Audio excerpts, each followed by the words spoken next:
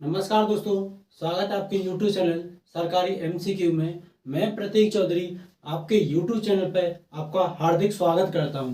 तो साथियों, कैसे हैं आप सभी? मैं आशा करता हूं आप बहुत अच्छे होंगे और एकदम स्वस्थ होंगे। तो साथियों, आज की बिग न्यूज़ है, यानी बहुत इंपॉर्टेंट न्यूज़ है कि आपकी जो एसएसआर यानी इंडियन नेवी के द्वारा एसएसआर की वैकेंसी जो दिसंबर वाला बैच है वो निकाल दिया गया है।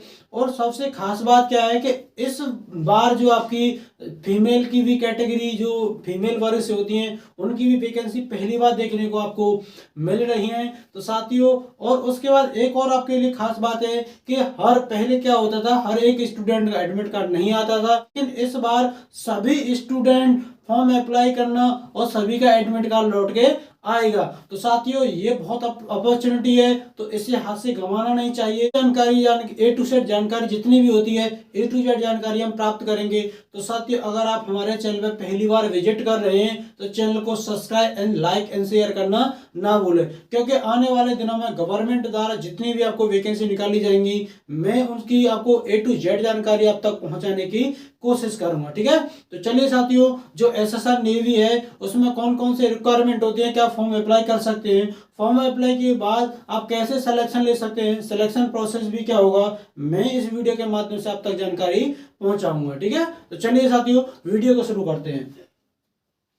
तो साथियों देखो, जैसे आपको यहाँ पे पहले लिखा है कि Indian navy 10+2 Saylor entry SSR, यानी आज हम बात करेंगे सिर्फ ओनली एसएसआर की बात करेंगे, यानी एमआर की नहीं। एमआर की मैं एक सेपरेट वीडियो बनाऊंगा तो उसमें आप उसकी एमआर की बात करेंगे। ठीक है, ये हम सिर्फ बात करेंगे सैलर यानी इंडियन नेवी एसएसआर। ठीक है, अब दो बात करें टोटल पोस्ट। तो अब की बार क्या है कि टोटल पोस्ट आपकी 1400 है, लेकिन पहले जो आपकी भर्ती होती थी यानी 6 महीने या साल भर की पहले की बात कर रहे हैं, या उससे पहले लॉकडाउन से पहले जो भर्ती निकाली जाती थी उसमें साथियों आपको 2200 एसएसआर की और समथिंग 600 की समथिंग आपकी डबल ए की निकाली जाती थी। लेकिन मुझे ऐसा लग रहा है कि डबल ए का कुछ मेंशन नहीं है, तो डबल ए यहाँ से खत्म कर दी गई है, या मुझे ऐसा लग रहा है इसमें से जो आपके 30% अभ्यर्थी चुने जाएंगे 5 साल बाद, ये आपकी अग्निवीर की भर्ती है 5 साल के लिए। ठीक है, तो जिसमें से आपको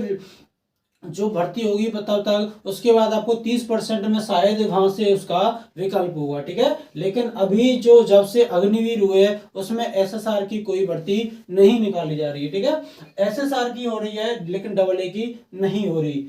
टोटल पोस्ट की बात करते हैं तो टोटल पोस्ट आपकी 1400 है, जिसमें से अगर हम मैं बात करूं साथियों कि मेल की बात करूं, मेल कैंडिडेट जो है उनकी 1120 पोस्ट है। कितनी है? 1120 पोस्ट है। वहीं हम अगर फीमेल की बात करें, यानी फीमेल की बात करेंगे तो 280 फीमेल की पोस्ट आपको देखने को मिल रही है साथियों। ठीक है, टोटल आपकी पोस्ट कितनी है? 1400। 1400 में से आपकी जो मेल वर्ग है, मेल वर्ग कैंडिडेट की 11 से 20 है और फीमेल की 280 पोस्ट आपको देखने को मिल रही है साथियों। ठीक है, अब हम बात कर रहे हैं अप्लाई डेट की। तो साथियों, आप कब से कब तक इसमें फॉर्म अप्लाई कर सकते हैं?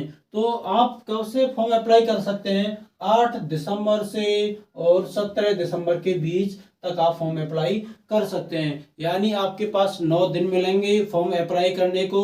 तो साथियों, बहुत अच्छी यानी इंडियन नेवी के द्वारा ये भर्ती निकाली गई है। अगर आप एलिजिबल हैं तो फॉर्म जरूर अप्लाई करना। ठीक है, तो 8 दिसंबर और 17 दिसंबर के बीच आप फॉर्म अप्लाई कर सकते हैं। आज जो हमारी तारीख है, आज 25 नवंबर है, तो आज वीडियो में इसको बना रहा हूं। तो 8 दिसंबर से 17 दिसंबर डेट आपको याद रखनी है कि आप इन डेट को अप्लाई कर सकते हैं। ठीक है, फीस की बात करते हैं।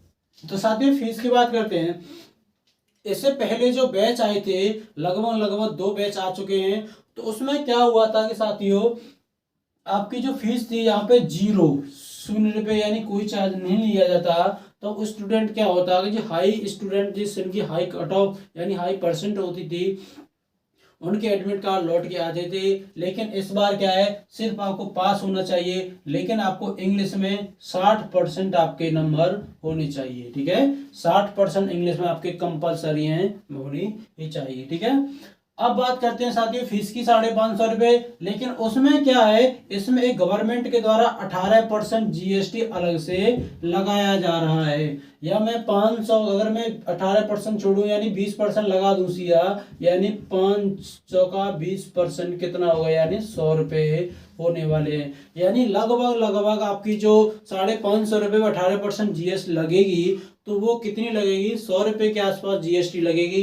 यानी 550 रुपये तो आपकी फीस है, अलग से आपको 18% जीएसटी यानी 650 रुपये में आपको ये फॉर्म अप्लाई होगा। लेकिन साथियों मैं गवर्नमेंट से यही दरख्वास्त करूंगा कि स्टूडेंट बेरोजगार होता है, उस पर कम से कम ये तरस खाइए कि जीएसटी तो मत लगाइए, आप फॉर्म का चार्ज ले रहे हैं वो ठीक है, क्योंकि आप भी कहीं ना कहीं किसी कंपनी को टेंडर देते हैं तो उसको भी पैसे होते हैं। स्टूडेंट इसको तो झेल लेगा, चलिए ठीक है, आप जो फॉर्म अप्लाई होते हैं उसका चार्ज दे देगा, लेकिन अलग से आप जीएसटी क्यों लगा रहे हैं, तो जीएसटी तो आप ही के ऊपर होता है। तो जीएसटी अगर लगानी है तो आपके ऊपर 2 रुपये 4 रुपये उससे अलग से वहीं पर काट सकते हैं। लेकिन ये कौन सी बात हुई कि 18% आप जीएसटी ले रहे हैं, यानी आप समथिंग समथिंग मान लीजिएगा आप 100 रुपये आपके अलग चार्ज लिया जा रहा है, और ये अच्छा नहीं है साथियों। जीएसटी गवर्नमेंट के द्वारा ली जाती है, और कम से कम इतना तो रहम कीजिए किसी स्टूडेंट पे कि आप 18% जो जीएसटी है आप फीस जीएसटी नहीं लेना चाहिए, ठीक है।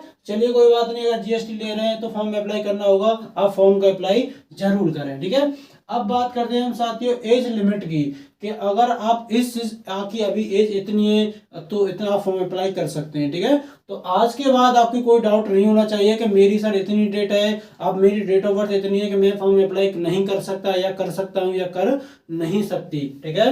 तो आपकी डेट ऑफ बर्थ कितनी होनी चाहिए, 1 मई 2002, ध्यान से सुनिए कि 1 मई 2002 से 31 अक्टूबर 2005 तक आपकी डेट ऑफ बर्थ होनी चाहिए। यानी 1 मई 2000 से और 31 अक्टूबर 2005 के बीच में आपकी डेट ऑफ बर्थ होनी चाहिए, ठीक है।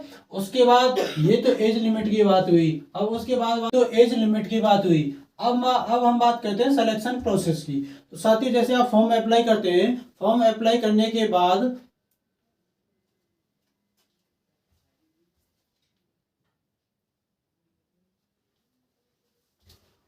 तो साथियों फॉर्म अप्लाई करने के बाद आपके कौन कौन सी फेज से आपको गुजरना होगा कि आप एग्जाम में क्वालिफाई कर सकते हैं। तो सबसे पहले आपको रिटन क्वालिफाई करना होगा, उसके बाद आपको पीएफटी देना होगा, उसके बाद आपको मेडिकल पास करना होगा, उसके बाद आपको फाइनल मेरिट लगी उसमें आपको नंबर आना होगा, ठीक है।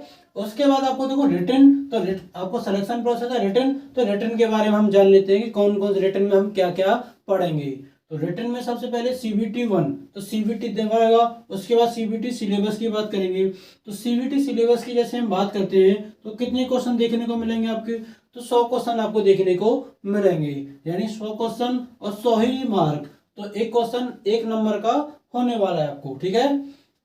और जो आप क्वेश्चन पेपर अटेम्प्ट करोगे आपको 60 मिनट दिए जाएंगे, कितने मिनट, 60 मिनट दिए जाएंगे। 100 प्रश्नों को हल करने के लिए आपको 60 मिनट दिए जाएंगे, ठीक है। हम वही नेगेटिव मार्किंग की बात करते हैं कि आपको कितने क्वेश्चन गलत नहीं पाए, आपको कितना क्वेश्चन कटेगा, यानी 0.25 नंबर कटने वाले हैं, यानी 4 क्वेश्चन गलत होंगे, आपको 1 सही काट लिया जाएगा, ठीक है।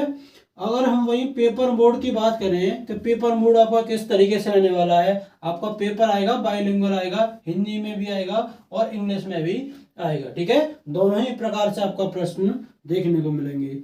पेपर लेवल की बात करें, आपका जो लेवल रहने वाला है किस प्रकार रहेगा, वो आपको 10+2, यानी आप इंटरमीडिएट हैं तो वही लेवल आपके स्तर पर आएगा, ठीक है।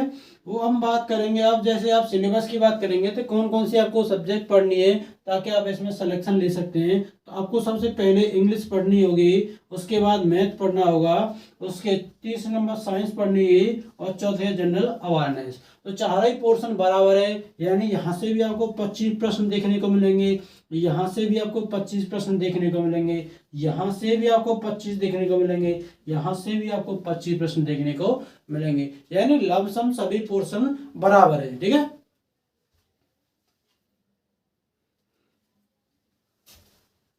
तो साथियों आपके सिलेबस की बात हुई। अब हम बात करेंगे जैसे आप सिलेबस, जैसे आप CVT 1 क्वालिफाई करते हैं, CVT क्वालिफाई करने के बाद आपको PFT देना होगा। आपके लिए आपको PFT के लिए बुलाया जाएगा, फिजिकल फिटनेस टेस्ट। ठीक है, PFT की फुल फॉर्म क्या होती है? Physical fitness test. ठीक है, उसमें भी आपको देखो मेल और फीमेल के अलग अलग रिक्वायरमेंट है कि आपको कितनी रिक्वायरमेंट दी जाएगी। ठीक है, अगर आप मेल कैटेगरी से हैं तो आपको 1600 मीटर रनिंग करनी होगी, वो भी कितने हैं? 6.5 मिनट में आपको रनिंग कंप्लीट करनी होगी। कौन से? मेल वर्ग को। ठीक है, अगर फीमेल वर्ग की बात करें, आपको फीमेल वर्ग से 1600 मीटर आपको 8 मिनट में कंप्लीट करनी होगी। ठीक है, अब बात करते हैं स्क्वाट यानी उठक बैठक। आपको दंड कितनी मारनी है? तो आपको अगर पुरुष वर्ग से हैं आपको 20 उठक बैठक मारनी है, अगर आप फीमेल कैटेगरी से हैं तो आपको 15 उठक बैठक करनी है। ठीक है, पुशअप की बात करते हैं। पुशअप अगर आप मेल से हैं तो आपको 12 करनी है, फीमेल को कोई भी पुशअप नहीं करनी। ठीक है, अब हम उससे बात करते हैं साथियों हाइट की। अब हाइट कितनी होनी चाहिए? तो साथियों अगर आप पुरुष वर्ग यानी मेल वर्ग से 1,57 आपको सेंटीमीटर आपकी हाइट कंप्लीट होनी चाहिए। अगर आप फीमेल कैटेगरी से हैं तो आपको 1,52 आपकी सेंटीमीटर आपकी हाइट होनी चाहिए। ठीक है, तो साथियों इंडियन नेवी SSR जो आपको रिक्वायरमेंट 2022 की वैकेंसी थी अग्निवीर, मैं उसकी कंप्लीट फुल इंफॉर्मेशन आप तक पहुंचा चुका हूं। तो साथियों अगर आपको वीडियो समझ में आई है तो वीडियो को लाइक एंड शेयर। अगर आप हमारे चैनल पर पहली बार आए हैं तो आने वाले दिनों में गवर्नमेंट की तरह जितनी भी वैकेंसी निकाली जाएंगी मैं आपको फुल A to Z जानकारी आपको प्रोवाइड कराऊंगा। तो इसी जानकारी को प्राप्त करने के लिए हमारे चैनल को सब्सक्राइब कर लें। अगर आप कोई भी भविष्य में आने वाले जैसे SSC GD और ALP टेक्नीशियन की जो सिलेबस होता है CVT 1 की तैयारी हमारे चैनल पर यूट्यूब चैनल पर कराई जा रही है, तो मैं सुबह से आपके लिए रीजनिंग कंप्लीट कराने की कोशिश कर रहा हूँ। डे बाय डे आपके लिए रीजनिंग का लेक्चर भी प्रोवाइड कराऊंगा। अगर आप इच्छुक हैं रीजनिंग पढ़ने के लिए तो स्पेशल रीजनिंग में आपको हर एक एग्जाम में आपके काम आने वाली है। ठीक है, तो मैं आशा करता हूँ आपको ये जानकारी आज की वीडियो पसंद आई होगी। अगर आपको वीडियो पसंद आई हुई तो लाइक कीजिए और शेयर कीजिए। ठीक है, मिलते हैं नेक्स्ट वीडियो में, तब तक के लिए जय हिंद जय भारत।